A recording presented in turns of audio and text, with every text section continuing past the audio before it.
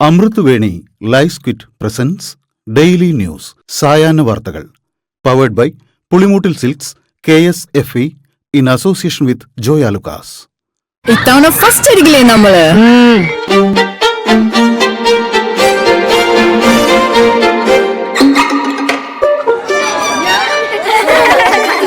കുട്ടികൾക്കൊക്കെ പെയിൻ ശല്യം ഉണ്ടാകും. അതുകൊണ്ട് ലൈസ് കിറ്റ് ഉപയോഗിച്ച് ക്ലാസ്സിൽ വരാൻ പ്രത്യേകം ശ്രദ്ധിക്കണം. ലൈസ് കിറ്റ് ലൈസ് റിമൂവർ പെയിൻ ശല്യത്തിൽ നിന്നും ഉടനടി ആശ്വാസം. നമസ്കാരം, ഞാൻ നീതു കൃഷ്ണ. ഡെയിലി ന്യൂസിന്റെ സായാഹ്ന വാർത്തകളിലേക്ക് സ്വാഗതം. ഇന്ന് ജൂൺ 11 വ്യാഴാഴ്ച. കൊല്ലം ജില്ലയിൽ ഷിഗല്ല സ്ഥിരീകരിച്ചു. 2 വിദ്യാർത്ഥികൾക്കാണ് രോഗം പിടിപെട്ടത്. ഇവർ പാരിപ്പള്ളി മെഡിക്കൽ കോളേജിൽ ചികിത്സയിലാണ്. നേരത്തെ വയനാട് ജില്ലയിലും ഷിഗല്ല സ്ഥിരീകരിച്ചിട്ടുണ്ട്.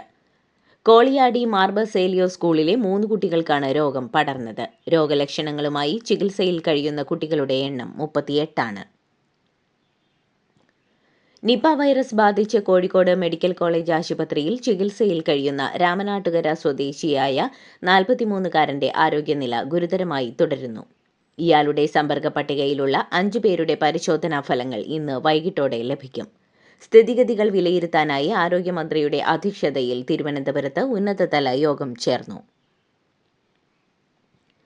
ശബരിമല സ്വർണ്ണക്കൊള്ള കേസിൽ കുറ്റപത്രം വൈകും. ദ്വാരപാലക ശില്പ കേസിൽ തുടരന്വേഷണവുമായി SIT. മുൻ പ്രസിഡന്റ് PS പ്രശാന്ത്, അംഗങ്ങളായ അജികുമാർ, സന്തോഷ് എന്നിവരെ ഉടൻ ചോദ്യം ചെയ്യും. 2019 തുടർച്ചയാണ് 2025-ലേതെന്ന് SIT പറയുന്നു. ശബരിമല സ്വർണ്ണക്കൊള്ള ആരോപണത്തിൽ A. പത്മകുമാറിനെതിരെ ഒടുവിൽ നടപടിക്കൊരുങ്ങി CPM. നടപടി ചർച്ച ചെയ്യുന്നതിനായി പത്തനംതിട്ട ജില്ലാ കമ്മിറ്റിയെ ചുമതലപ്പെടുത്തി. 15-ന് പത്തനംതിട്ട ജില്ലാ കമ്മിറ്റി ചേരും. അന്ന് നടപടിയെടുക്കാനാണ് സാധ്യത.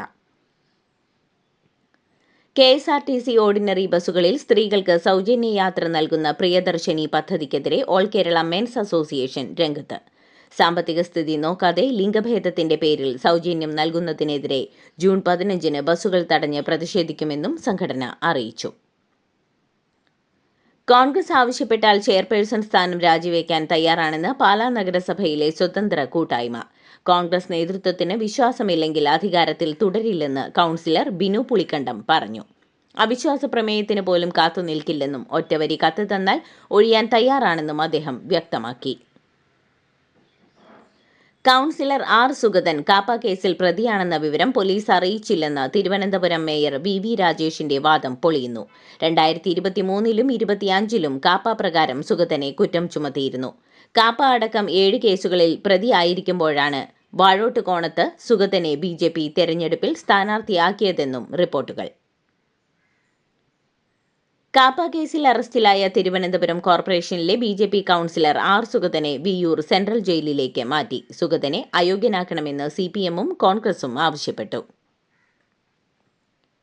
മാസപ്പടി കേസിൽ എൻഫോഴ്സ്മെന്റ് ഡയറക്ടറേറ്റിന് മുൻപാകെ പിണറായി വിജയന്റെ മകൾ വീണ നാളെ ഹാജരാകില്ല. ആരോഗ്യ പ്രശ്നങ്ങൾ കാരണം മറ്റൊരു ദിവസം ഹാജരാകാമെന്ന് വീണ EDക്ക് മെയിൽ അയച്ചു. ആവശ്യമായ രേഖകൾ EDക്ക് കൈമാറാൻ ഒരുക്കമാണെന്നും വീണ ഇമെയിലിൽ അറിയിച്ചു. വീണയ്ക്ക് മറ്റൊരു ദിവസം അനുവദിക്കുമെന്നും ED അറിയിച്ചിട്ടുണ്ട്. 2026-ലെ നിയമസഭാ തെരഞ്ഞെടുപ്പിൽ മണലൂർ മണ്ഡലത്തിലെ ഫലം അട്ടിമറിക്കാൻ CMRL ഉടമ SN ശശിധരൻ കർത്ത ഇടപെട്ടെന്ന ആരോപണവുമായി KPCC സെക്രട്ടറി CC ശ്രീകുമാർ. കർത്തയുടെ അടുത്ത ബന്ധുവായ LDF സ്ഥാനാർത്ഥി 126 വോട്ടിന് വിജയിച്ച തെരഞ്ഞെടുപ്പിലെ സാമ്പത്തിക ഇടപാടുകൾ അന്വേഷിക്കണമെന്നാവശ്യപ്പെട്ട് ശ്രീകുമാർ എൻഫോഴ്സ്മെന്റ് ഡയറക്ടറേറ്റിന് പരാതി നൽകി. നവകേരള യാത്രയ്ക്കിടെ മുൻ മുഖ്യമന്ത്രിയുടെ ഗൺമാൻമാർ യൂത്ത് കോൺഗ്രസ് പ്രവർത്തകരെ തല്ലിച്ചതച്ച കേസിൽ പ്രതികൾ ചോദ്യം ചെയ്യലിനായി SITക്ക് മുന്നിൽ ഹാജരായി. പിണറായി വിജയന്റെ ഗൺമാൻ അനിൽ കല്ലിയൂർ, സുരക്ഷാ സേനയിലുണ്ടായിരുന്ന S. Sandeep, R. Arun, VV Vipin, VK Shaiju എന്നിവരാണ് ഹാജരായത്. കേന്ദ്ര സർക്കാരിനെ വിമർശിക്കാൻ സംസ്ഥാന സർക്കാർ മടി കാണിക്കുന്നുവെന്ന് സമസ്തയുടെ മുഖപത്രമായ സുപ്രഭാതം.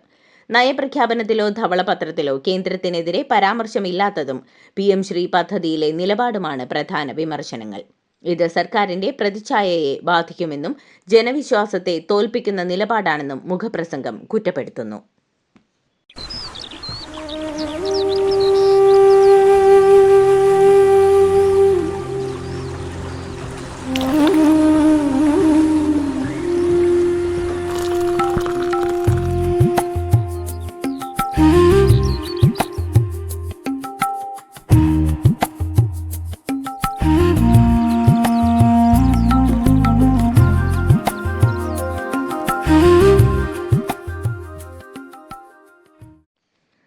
കാഫിർ സ്ക്രീൻഷോട്ട് കേസിൽ അന്വേഷണത്തിന്റെ ഭാഗമായി പോലീസ് ഭീകരാന്തരീക്ഷം സൃഷ്ടിക്കുകയാണെന്ന് ഡിവൈഎഫ്ഐ കോഴിക്കോട് ജില്ലാ കമ്മിറ്റി.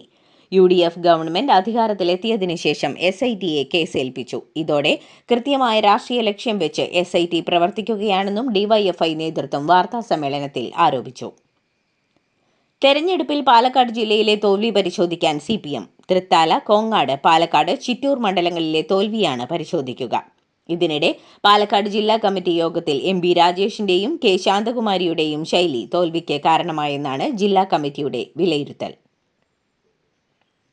ഇടുക്കി ദേവികുളത്തെ തെരഞ്ഞെടുപ്പ് തോൽവിയിൽ CPMനെതിരെ പരസ്യ വിമർശനവുമായി CPI. CPMൽ ഒത്തൊരുമയുള്ള പ്രവർത്തനമുണ്ടായില്ല. BJP സ്ഥാനാർത്ഥിയായിരുന്ന S രാജേന്ദ്രന് വേണ്ടി ഒരു വിഭാഗം പ്രവർത്തകർ പ്രവർത്തിച്ചു. അനുകൂല സാഹചര്യം ഉണ്ടായിരുന്നിട്ടും CPM പ്രവർത്തിച്ചില്ലെന്ന് CPI ദേവികുളം മണ്ഡലം സെക്രട്ടറി AD ചന്ദ്രപാൽ പറഞ്ഞു. മധ്യകേരളത്തിൽ ഇന്ന് ശക്തമായ മഴയ്ക്ക് സാധ്യത. ഇടുക്കി, എറണാകുളം, തൃശൂർ ജില്ലകളിൽ ഓറഞ്ച് അലർട്ട്. 5 ജില്ലകളിൽ യെല്ലോ അലർട്ട്. മഴയ്ക്കൊപ്പം ശക്തമായ കാറ്റിനും സാധ്യത. കേരള തീരത്ത് മത്സ്യബന്ധനത്തിന് വിലക്ക് തുടരുകയാണ്. വീണ ജോർജിനെതിരായ കരിങ്കൊടി പ്രതിഷേധവുമായി ബന്ധപ്പെട്ട കേസിൽ വധശ്രമം ഉൾപ്പെടെയുള്ള വകുപ്പുകൾ ഒഴിവാക്കി പോലീസ് റിപ്പോർട്ട്. ഇന്നലെയാണ് അന്തിമ കുറ്റപത്രം കോടതിയിൽ സമർപ്പിച്ചത്. കുറ്റപത്രത്തിൽ വധശ്രമം ഉൾപ്പെടെയുള്ള വകുപ്പുകളില്ല. കൊല്ലണമെന്ന ഉദ്ദേശത്തോടെയുള്ള വധശ്രമം, ആയുധം ഉപയോഗിച്ചുള്ള അക്രമം തുടങ്ങിയ ഗുരുതര വകുപ്പുകളാണ് ഒഴിവാക്കിയത്. കൊച്ചി മെട്രോയുടെ 2ാം ഘട്ടം അടുത്ത വർഷം ഓഗസ്റ്റിൽ കമ്മീഷൻ ചെയ്യാൻ കൊച്ചി മെട്രോ റെയിൽ ലിമിറ്റഡിന്റെ തീരുമാനം. ജൂൺ മാസത്തോടെ പണികൾ തീർത്ത് ഓഗസ്റ്റിൽ ഉദ്ഘാടനം നടത്താനാണ് പദ്ധതിയിട്ടിരിക്കുന്നത്. എറണാകുളം തേവര പാലത്തിൽ ലോറി അപകടത്തിൽപ്പെട്ടു. ലോറി പാലത്തിന്റെ കൈവരി തകർത്ത് താഴേക്ക് തൂങ്ങി നിൽക്കുന്ന അവസ്ഥയിലാണുള്ളത്. തോപ്പുംപടിയിൽ നിന്ന് കൊച്ചി നഗരത്തിലേക്ക് മാലിന്യം കയറ്റി വന്ന ലോറിയാണ് തേവര പാലത്തിൽ അപകടത്തിൽപ്പെട്ടത്. ലോറി ഡ്രൈവർ ചാടി രക്ഷപ്പെട്ടു. പാലത്തിൽ ഗതാഗത നിയന്ത്രണം ഏർപ്പെടുത്തിയിരിക്കുകയാണ്.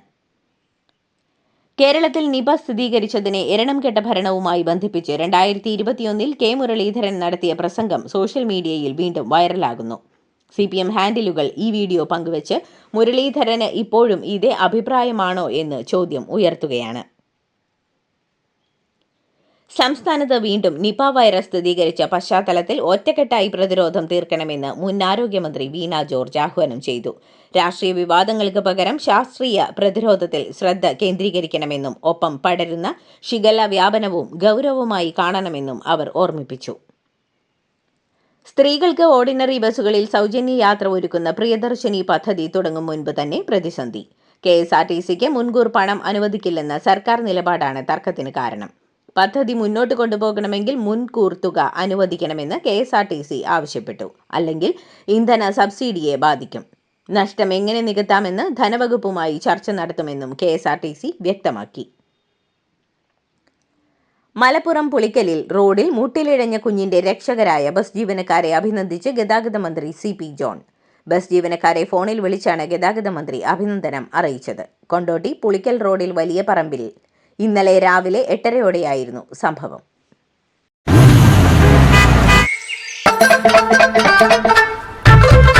എല്ലാവർക്കും വന്നു ഡാൻഡ്രഫ്, എന്തു ചെയ്യും ചേട്ടാ? പേടിക്കണ്ട, ഇവിടുണ്ടല്ലോ ഡാൻഡ്രോക്കിൻ ഓയിൽ. ഉടനടി മാറും താരൻ, ഉപയോഗിക്കൂ വേഗം. Amritveni ഡാൻഡ്രോക്വെറ്റ്, the ultimate dandruff solution. ഇന്ത്യയിലെ മുഴുവൻ ജീവനക്കാരെയും പിരിച്ചുവിട്ട് അന്താരാഷ്ട്ര കമ്പനിയായ ഓപ്പൺ ഡോർ ഇന്ത്യയിലെ ഓഫീസ് പൂട്ടുന്നതുമായി ബന്ധപ്പെട്ടാണ് കൂട്ടപ്പിരിച്ചുവിടൽ. കമ്പനിയുടെ ഉപഭോക്താക്കൾ എല്ലാവരും അമേരിക്കയിലാണെന്നും അതുകൊണ്ട് ഇന്ത്യയിൽ ഒരു വർക്ക് ഫോഴ്സ് നിലനിർത്തുന്നതിൽ അർത്ഥമില്ലെന്നുമാണ് ജീവനക്കാരെ പിരിച്ചുവിട്ടുകൊണ്ട് കമ്പനിയുടെ ചീഫ് എക്സിക്യൂട്ടീവ് ഓഫീസർ നൽകിയ ഔദ്യോഗിക വിശദീകരണം. എഥനോൾ ചേർത്ത പെട്രോളിന് എക്സൈസ് നികുതി ഒഴിവാക്കി കേന്ദ്രം. രാജ്യത്ത് ബദൽ ഇന്ധനം പ്രോത്സാഹിപ്പിക്കാനുള്ള കേന്ദ്രത്തിന്റെ നീക്കങ്ങളുടെ ഭാഗമായാണ് ഈ പ്രഖ്യാപനം. E22, E25, E27, E30 പെട്രോളുകളെയാണ് excise നികുതിയുടെ പരിധിയിൽ നിന്ന് ഒഴിവാക്കിയത്. ചരിത്രത്തെ വളച്ചൊടിച്ചതുകൊണ്ടോ വികലമാക്കിയതുകൊണ്ടോ സത്യം ഇല്ലാതാകുന്നില്ലെന്ന് കോൺഗ്രസ് അധ്യക്ഷൻ മല്ലികാർജ്ജുൻ ഖാർഗെ. 12 വർഷത്തിനിടയിൽ മോദി സർക്കാർ വെറും മുദ്രാവാക്യങ്ങൾ മുഴക്കുകയല്ലാതെ മറ്റൊന്നും ചെയ്തിട്ടില്ലെന്നും കുറ്റപ്പെടുത്തി. തെരഞ്ഞെടുപ്പിലൂടെ അധികാരത്തിലെത്തി തുടർച്ചയായ ഏറ്റവും കൂടുതൽ കാലം പ്രധാനമന്ത്രി പദത്തിലിരുന്ന നേതാവെന്ന നരേന്ദ്രമോദിയുടെ റെക്കോർഡ് BJP ആഘോഷമാക്കുന്നതിനിടെയാണ് വിമർശനവുമായി ഖാർഗെ രംഗത്തെത്തിയത്. മധ്യപ്രദേശിൽ രാജ്യസഭാ സ്ഥാനാർത്ഥി മീനാക്ഷി നടരാജന്റെ പത്രിക തള്ളിയതിനെതിരായ കോൺഗ്രസിന്റെ ഹർജി നാളെ പരിഗണിക്കാമെന്ന് സുപ്രീം കോടതി. അതുവരെ ഫലം പ്രഖ്യാപിക്കരുതെന്ന് കോൺഗ്രസ് ആവശ്യപ്പെട്ടു. ഹർജി നിലനിൽക്കുന്നതാണോ എന്ന ചോദ്യം കോടതി ഉയർത്തി. കോൺഗ്രസ് നൽകിയ നിവേദനത്തിൽ തെരഞ്ഞെടുപ്പ് കമ്മീഷൻ ഇതുവരെ തീരുമാനമെടുത്തിട്ടില്ല. തൃണമൂൽ കോൺഗ്രസിൽ രാജ്യസഭാ എംപിമാരുടെ രാജി തുടരുന്നു. പാർട്ടിക്ക് തിരിച്ചടിയായി മറ്റൊരു നേതാവ് കൂടി രാജ്യസഭാംഗത്വം രാജിവെച്ചു. പ്രകാശ് ചിക്ബറൈക്കാണ് രാജ്യസഭാ എംപി സ്ഥാനം രാജിവെച്ചത്. ഇതോടെ രാജിവെച്ച തൃണമൂൽ രാജ്യസഭാ എംപിമാരുടെ എണ്ണം 3 ആയി. തൊഴിൽ വെബ്സൈറ്റുകളുടെ മറവിൽ ചൈനീസ് ഇന്റലിജൻസ് ഏജൻസികൾ ചാരന്മാരെ റിക്രൂട്ട് ചെയ്യുന്നുവെന്ന വാർത്തകൾക്ക് പിന്നാലെ നിരവധി വെബ്സൈറ്റുകൾ FBI പിടിച്ചെടുത്തു. US ഉദ്യോഗസ്ഥരെ റിക്രൂട്ട് ചെയ്യാൻ ചൈനീസ് ഏജന്റുമാർ ഉപയോഗിച്ചെന്ന് കരുതുന്ന ഡസനിലധികം വെബ്സൈറ്റുകളാണ് പൂട്ടിയത്. റഷ്യയിൽ കാർ ബോംബ് സ്ഫോടനം. ഉന്നത സൈനിക ഉദ്യോഗസ്ഥന് ദാരുണാന്ത്യം. റഷ്യൻ സൈന്യത്തിന്റെ ആർട്ടിലറി മിസൈൽ വെടിക്കോപ്പുകളുടെ വിതരണ വിഭാഗം തലവനാണ് കൊല്ലപ്പെട്ടത്. മോസ്കോയ്ക്ക് സമീപത്തുണ്ടായ കാർ ബോംബ് സ്ഫോടനമാണ് റഷ്യൻ സൈന്യത്തിലെ ഉയർന്ന ഉദ്യോഗസ്ഥനായ കേണൽ ദമീർ ദവിദോവിന്റെ ജീവനെടുത്തത്. 50 ലക്ഷം വർഷങ്ങൾ പഴക്കമുള്ള ഫോസിലുകൾ നിറഞ്ഞ ചരിത്രത്തിലെ ഏറ്റവും പഴക്കമേറിയ തിമിംഗല ശ്മശാനം കണ്ടെത്തി ഗവേഷകർ. ഇന്ത്യൻ മഹാസമുദ്രത്തിന്റെ തെക്ക് കിഴക്കൻ ഭാഗത്താണ് വർഷങ്ങൾ പഴക്കമുള്ള ഫോസിലുകൾ കണ്ടെത്തിയത്. പശ്ചിമേഷ്യയിൽ സംഘർഷം കടുക്കുന്നതിനിടെ US-നെതിരെ ഇറാൻ. ഇറാനിലെ ജലവിതരണ സംവിധാനങ്ങൾക്കു നേരെ US സൈന്യം നടത്തിയ ആക്രമണം ബോധപൂർവമെന്ന് വിദേശകാര്യ മന്ത്രാലയ വക്താവ്. ആക്രമണത്തിൽ 10 ഗ്രാമങ്ങളിലേക്ക് കുടിവെള്ളം വിതരണം ചെയ്യുന്ന ജലസംഭരണികൾ തകർന്നു. വെസ്റ്റ് ബാങ്കിൽ ഇസ്രായേൽ സൈന്യത്തിന്റെ വെടിയേറ്റ് 7 മാസം പ്രായമുള്ള പാലസ്തീൻ കുഞ്ഞ് കൊല്ലപ്പെട്ട സംഭവത്തിൽ ഇസ്രായേൽ സൈന്യത്തിന്റെ ഔദ്യോഗിക വിശദീകരണങ്ങളെ പൂർണ്ണമായും തള്ളിക്കളയുന്ന പുതിയ വീഡിയോ ദൃശ്യങ്ങൾ പുറത്തുവന്നു. കുഞ്ഞിന്റെ അമ്മയുടെ കൈകളിൽ ഇരിക്കെയാണ് സാം അബു ഹൈക്കൽ എന്ന പിഞ്ചുകുഞ്ഞ് വെടിയേറ്റ് മരിച്ചത്. ഒമാൻ കടലിടുക്കിൽ പലാവു പതാകയുള്ള MT സെറ്റബെല്ലോ എന്ന ടാങ്കറിന് നേരെയുണ്ടായ US സൈനികാക്രമണത്തിൽ കാണാതായ 3 ഇന്ത്യൻ നാവികരും കൊല്ലപ്പെട്ടതായി സ്ഥിരീകരിച്ചു. ആക്രമണത്തെ തുടർന്ന് കാണാതായവരിൽ 2 പേരുടെ മൃതദേഹങ്ങൾ ഇതിനോടകം വീണ്ടെടുത്തിട്ടുണ്ട്. 21 പേരെ രക്ഷപ്പെടുത്തി. ചൈനയുടെ ദിശയിലേക്ക് റോക്കറ്റുകൾ വിക്ഷേപിച്ച് തായ്വാന്റെ ആയുധ പരിശീലനം. ചൈനയുടെ ആക്രമണത്തെ എങ്ങനെ പ്രതിരോധിക്കാമെന്ന പരിശീലനത്തിന്റെ ഭാഗമായാണ് തായ്വാൻ അമേരിക്ക നൽകിയ മൊബൈൽ ലോഞ്ചിംഗ് സിസ്റ്റം ഉപയോഗിച്ചത്. ഇതോടുകൂടി ഡെയിലി ന്യൂസിന്റെ ഇന്നത്തെ സായാഹ്ന വാർത്തകൾ സമാപിക്കുന്നു. ഡെയിലി ന്യൂസിനു വേണ്ടി വാർത്തകൾ വായിച്ചത് നീതു കൃഷ്ണ. DailyNewsLive.in വാർത്തകൾ വിരൽ തുമ്പിൽ.